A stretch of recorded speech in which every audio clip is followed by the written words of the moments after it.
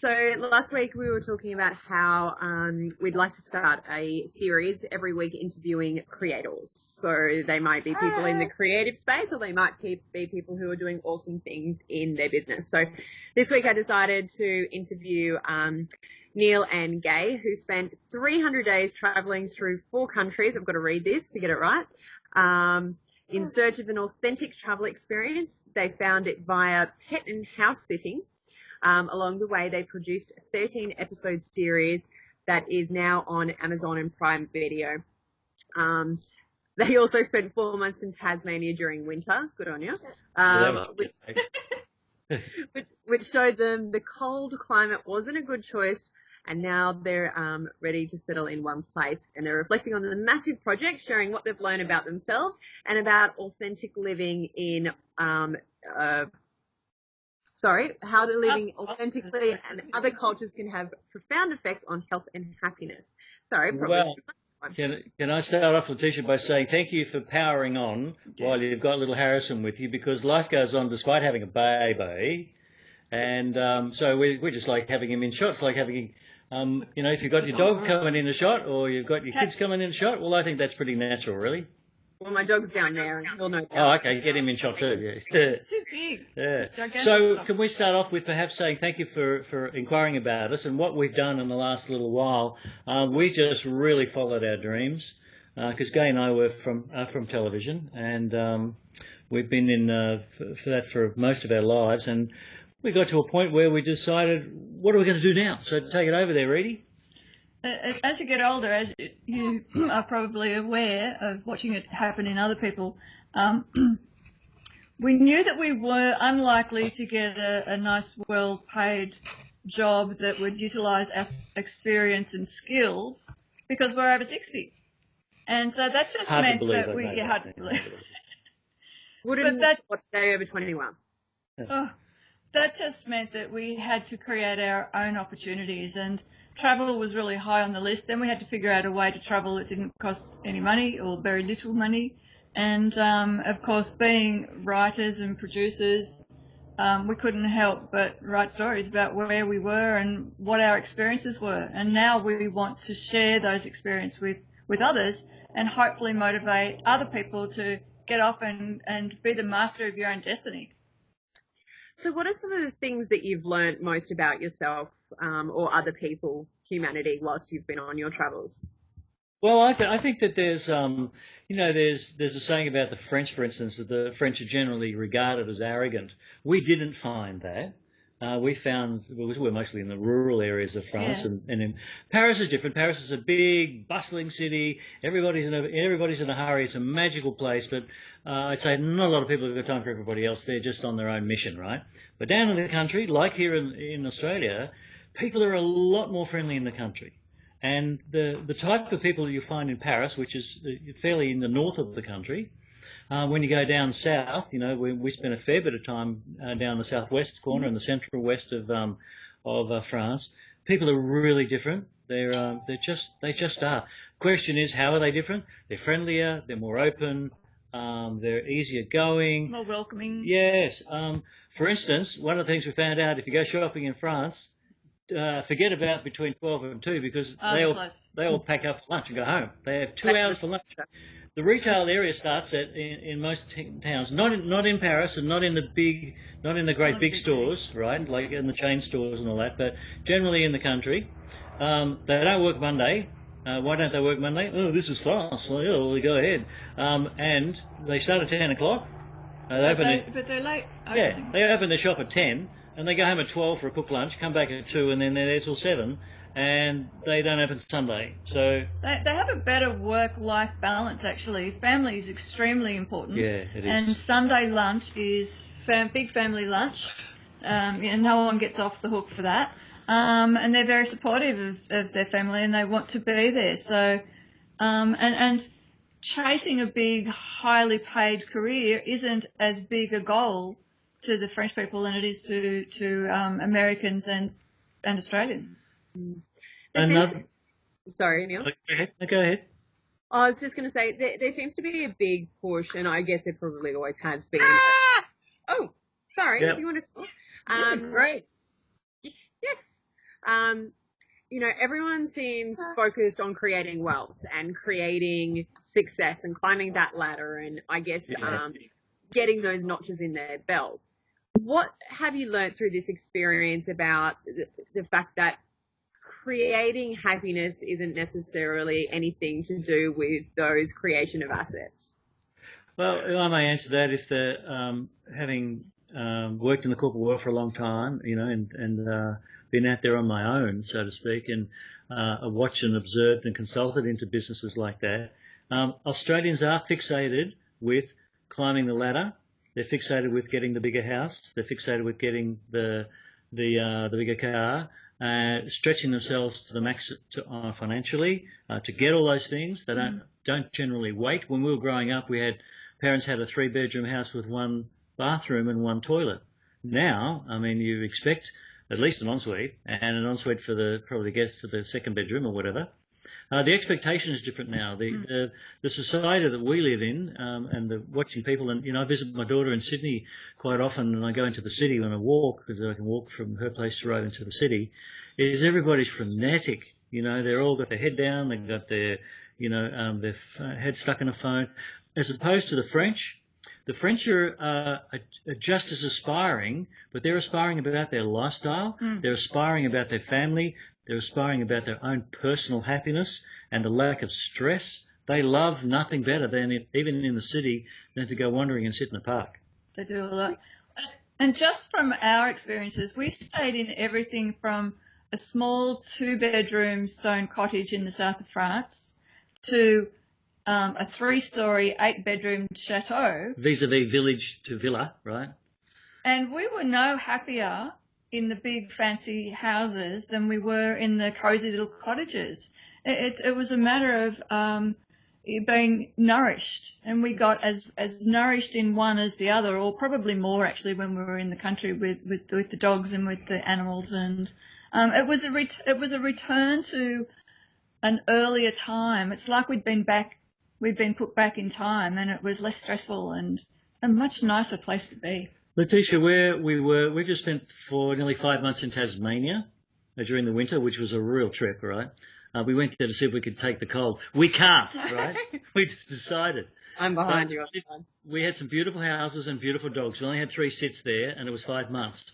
The last one was 2 months in this beautiful, large, rambling Federation home with a lot of stuff in it, beautiful antiques, big sideboards, gorgeous big polished tables and everything. Anyway, we came from there back to Queensland, back to the Gold Coast via quite a few stops to see relatives and stuff. And we're in a cute little farmhouse, a high-set Queenslander in the middle of nowhere. It's just it's probably about 10, 15 minutes from the freeway into the hinterland, right? But it's isolated, and there's no town water and there's no sewage, so we're on tank water. Big truck backed up the other day, we dropped in 12,000 litres. So we've got to be careful what we're doing with the water, how we shower. The first thing we do in the morning is go let the chickens out and give them a feed. They follow you, and it's really cute. Chickens are really entertaining. There's an old cat out the front who, on the veranda, she's deaf. She wakes up to have a feed, and then she goes back to sleep. It's stress-free living. It's just like walking around. It's just, it's really, you're hanging you're washing out on the line, on this big line that just goes across like that, nothing formal, underneath the house. Not the tumble dryer. And it's really basic here. You're saving your food scraps, and they'll go for the chooks tomorrow. Yeah, we throw them over to the chooks. It's really rural and just really quite nice. It's very quiet at night too. Have you found living like that, or living the way you have been the past couple of years, has unleashed another part of your creative essence? Absolutely. It's I was very shy before we started this project. I was the girl who ran away from the camera and stood behind it rather than be on camera. And now it doesn't scare me nearly so much, and I don't even wear makeup anymore. So I'm much more relaxed with who I am. I'm much happier about the person I've become. And I think a lot of that's been because I've had a safe place to unravel that.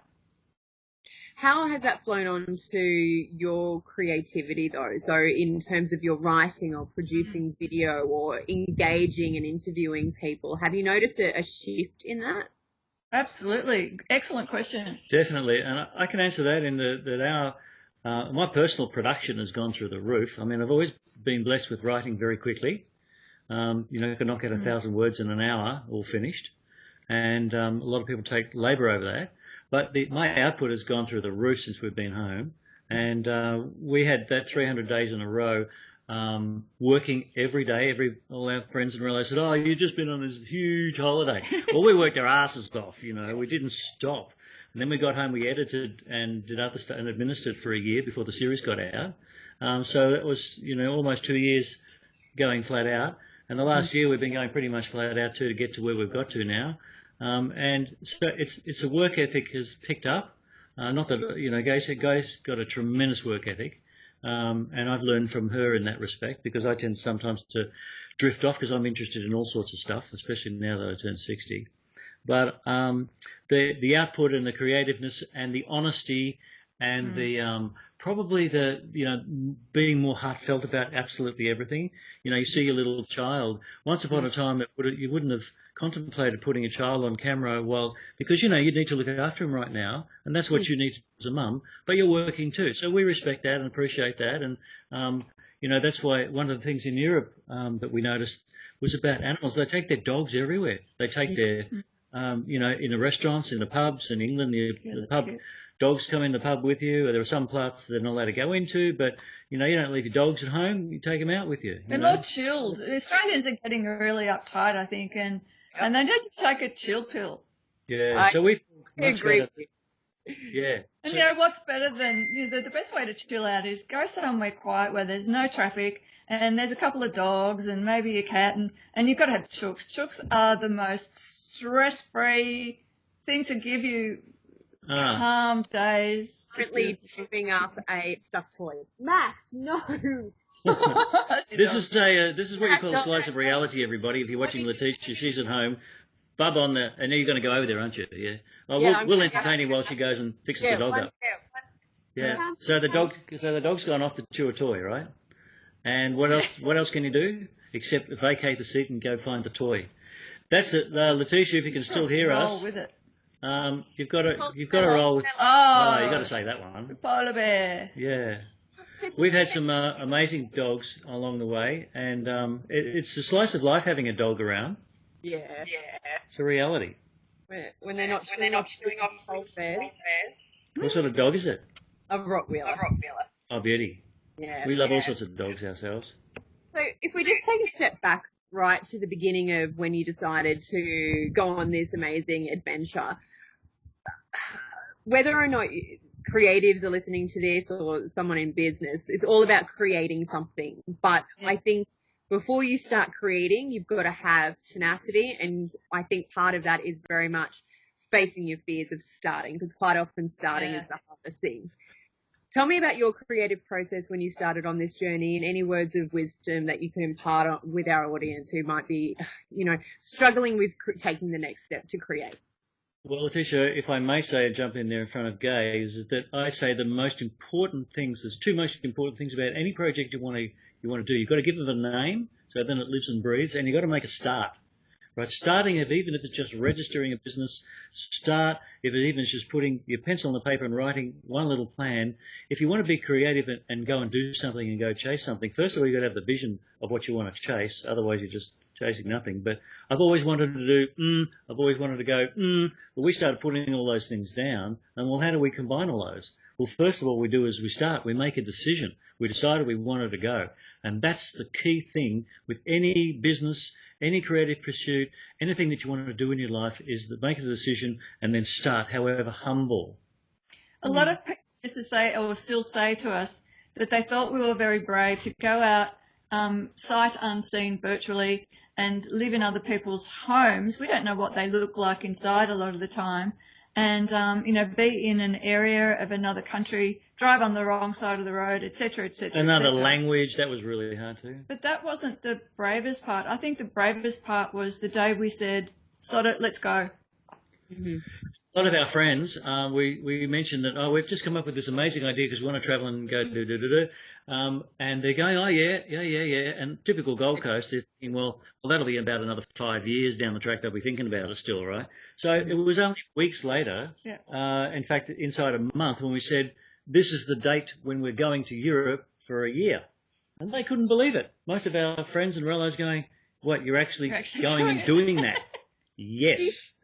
Do you think sometimes people get too caught up in their own head and think they have to have everything meticulously planned? I mean, how planned were you in terms of your journey production? Did you go, right, this is our shooting schedule for the next year, or did you go, let's just go and live this authentically? There's a great saying in the media called suck it and see. And we did a great, hello, Puss. The cat's coming in now. It's not loud enough. Animal City.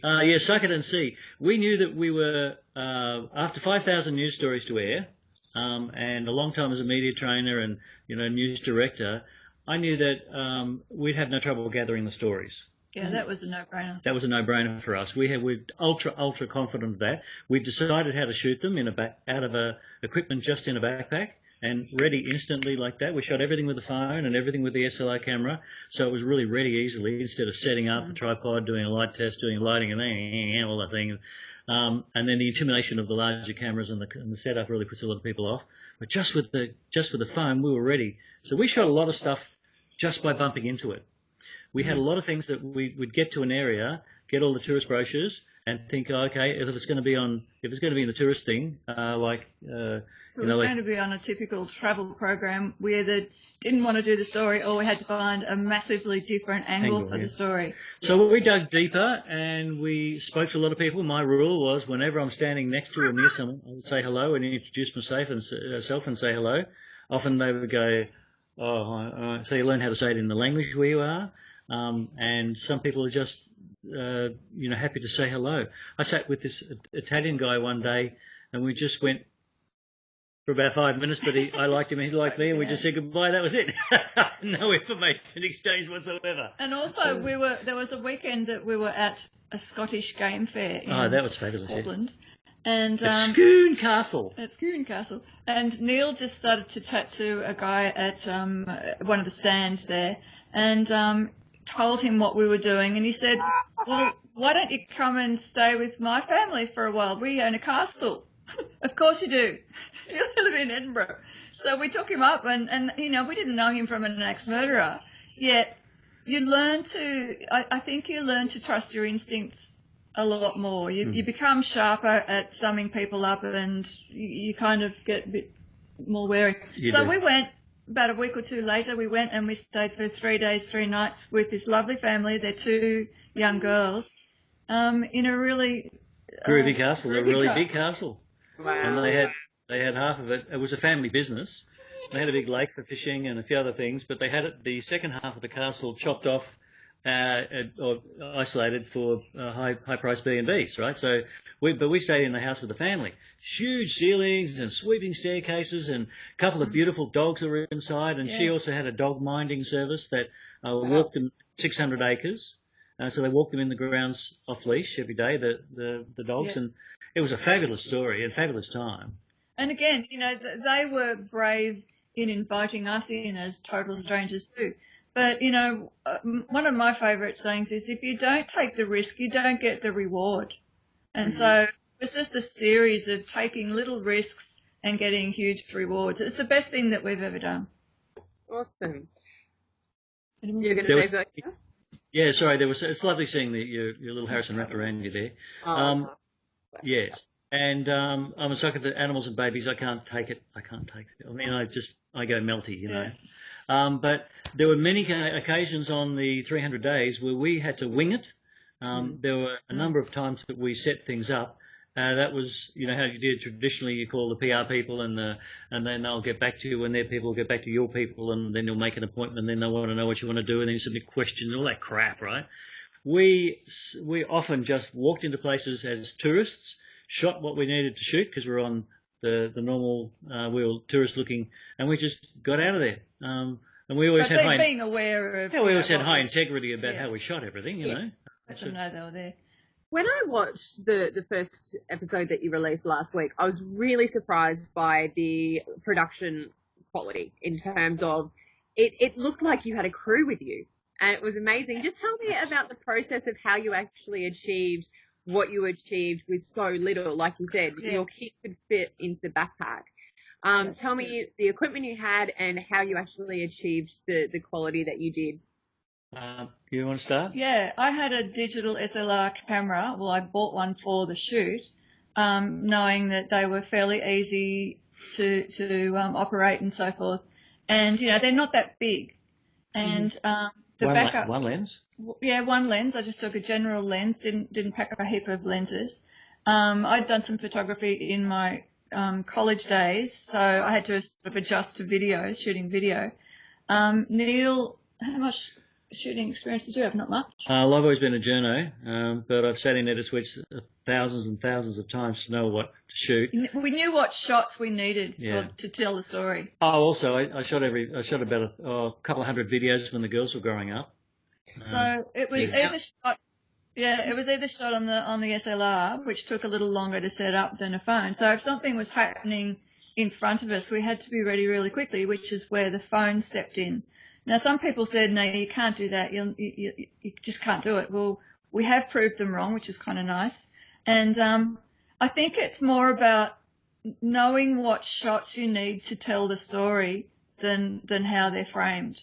Mm-hmm. Also, I got to say that one of the things that really distinguishes people who shoot well or pictures that come out really well than people who don't shoot pictures well is a tripod and the steady thing. And so we learned a lot of techniques about using a tripod, and we've got a tripod that is a cylindrical thing that's about this long and folds up.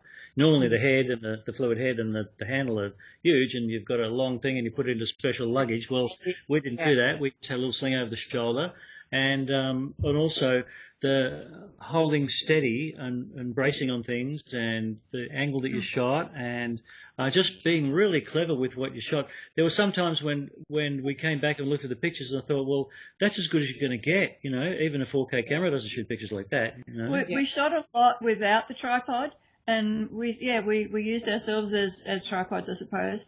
And don't beg. We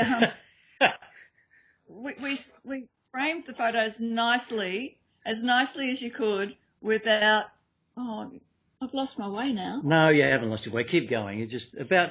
When we needed to get really solid shots of the landscape and so forth, like in Scotland, the landscape's just gobsmackingly amazing.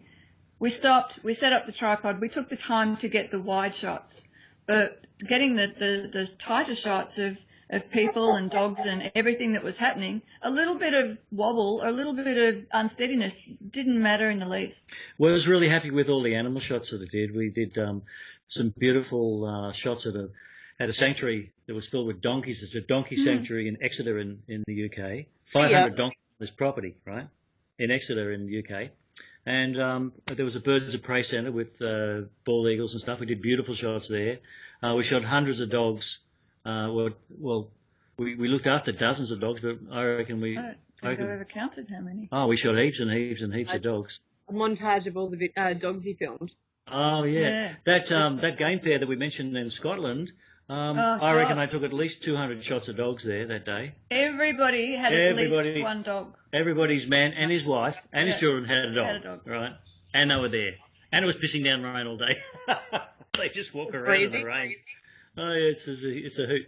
I want to come back to your your question, Laticia, about how prepared we were. How much did we book in and how much did we wing? I'm a little bit anal about having a certain amount locked away before we leave. I'm not as good at winging it as Neil is. But, you know, we had a certain amount that made me comfortable enough to actually go. And then I had to work really hard, I suppose, each day, believing that it would all happen, and it did. When we left, we had our diary for the whole year, and it was 40%, was at 40%. So we only knew 40% of the time what we were doing, and potentially we had, if we only got 40%, we didn't get any more. That's 60% of 300. And so that's how many days we would have had to be in paid accommodation. We couldn't do that. We allowed for 85 days out of 300 for paid accommodation. We used 20. I think it was 21 or 22 paid days. That was it. The rest we were back to back with house sitting, which was really fabby. How difficult is it to find house sitting gigs for those of us who are interested? I mean, house sitting is not a new trend by any means, but I've considered it and thought, it just sounds too hard. I mean, how difficult did you find it? Oh, it's easy, really. We found it quite easily. There's a lot of agencies, there's a lot of sites that connect you, like a dating site. You have those who want to do their house sitting and those who have a house that are going away and need a sitter. And we've consistently used 2, and recently we've added a third one because we're doing a lot more in Australia now. We've added a purely Australian site. And, we overhauled them. We had a look at them to see how they set out what they had available. It's sort of ease of use. Yeah, if it's easy to use, most people go there. Laticia, if you Google pet and house sitting agencies, you'll get thousands and thousands of entries on Google. There's the biggest one.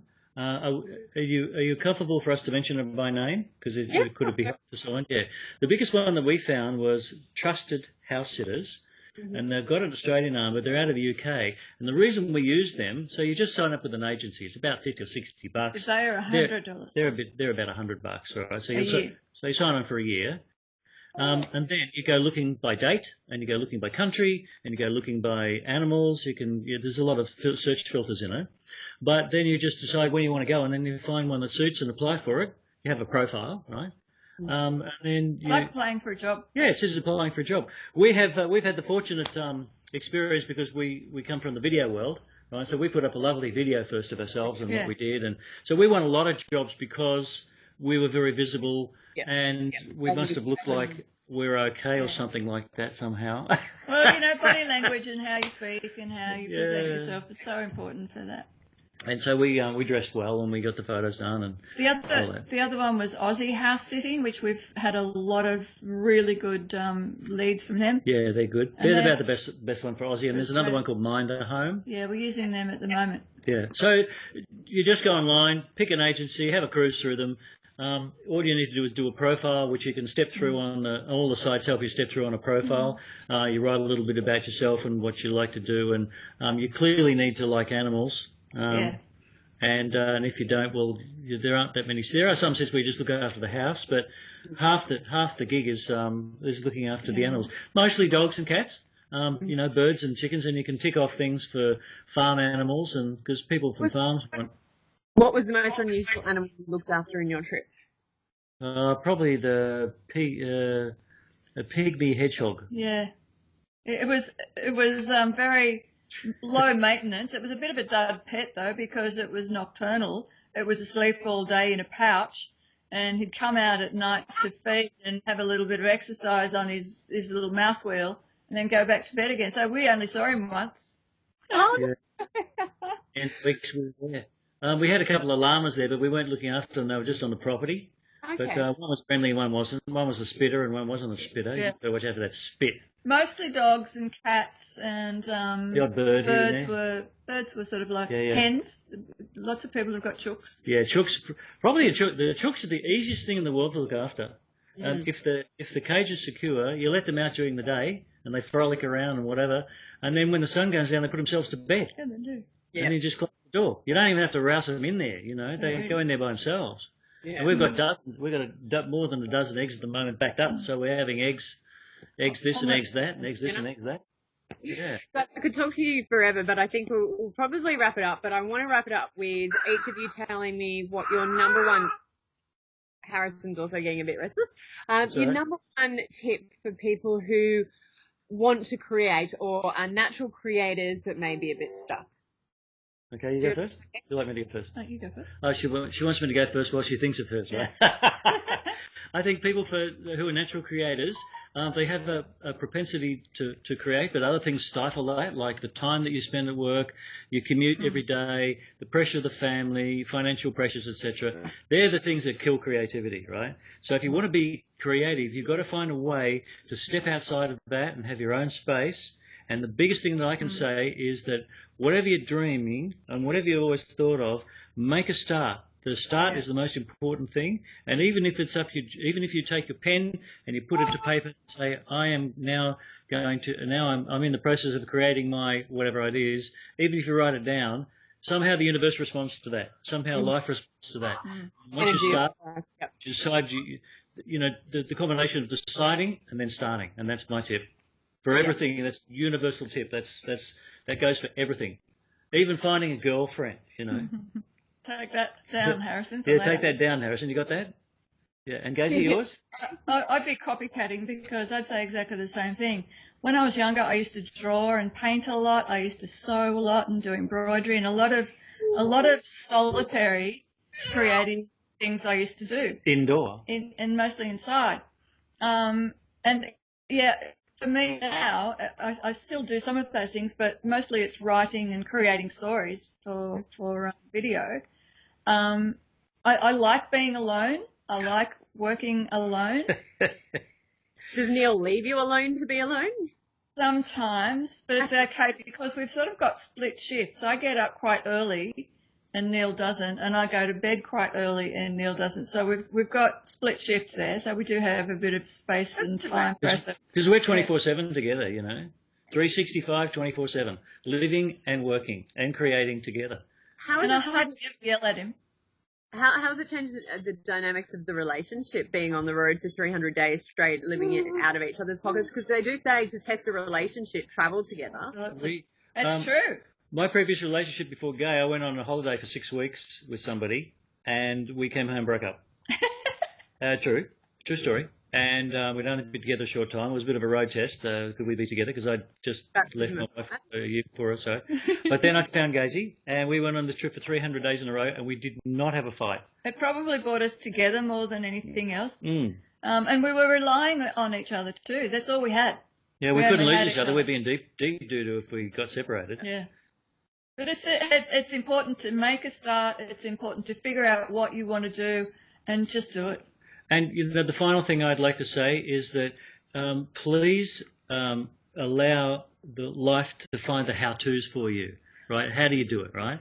If you're thinking, I'm only not doing something because I don't know how to do it, or I don't know how that's going to go, or I haven't got the money for that, or I haven't got the knowledge for that. If you want to do anything, the how-tos are not your concern. They come from the universe. They come from life, right? So you've only got to decide what you want to do and get the menu items going, I'd like to do this and I'd like to do that. But you still have to make a start. There's still action to go with, but they will come to you, right? So don't not do something because you don't know how to do it right now, especially if it's got to do with technology. Stuff turns up for us all the time. We were only a couple of days thinking, we need to be able to reach more people in other countries other than Australia with our videos and on their YouTube channel. And there was a particular place. I used to write stories about travelling in France for a magazine called The Good Life France. Excellent magazine, and they do beautiful work. And I love where their stories sit. They're always very positive and uplifting, which is what we like to do. And so I just sent her off a note, and she came back and said, love it, love it, love it. Virtually, when can we start? Awesome. So, they've got a couple of million hits a month right in our pocket and of our demographic internationally. And that came 2 days after I thought of it. Awesome. Okay, so give yourself a little plug now. Tell us where people can find the series, what Facebook pages, how do they get involved with Village to Villa? Okay, well, our series is called Village to Villa, Living Like Locals, and it's on Amazon Prime in America. All you do is dial up Amazon Prime and you'll see it. And they've got a deal on for I think it's a month free, so you can probably see it anyway. And then our website, which is villagetovilla.com. Very easy to remember. Everything's tagged Village to Villa. Name of our production company is Village to Villa Productions Proprietary Limited. Our Facebook page is under Village to Villa. And something happened too, Laticia, really quickly. There's a TV show in India called Village to Villa. No, Villa to Village. And it's in Tamil, right? In Tamil language. It's hard to get them mixed And they put a lot of videos up. So when you put in Village to Villa, sometimes you get Village to Villa, Villa to Village.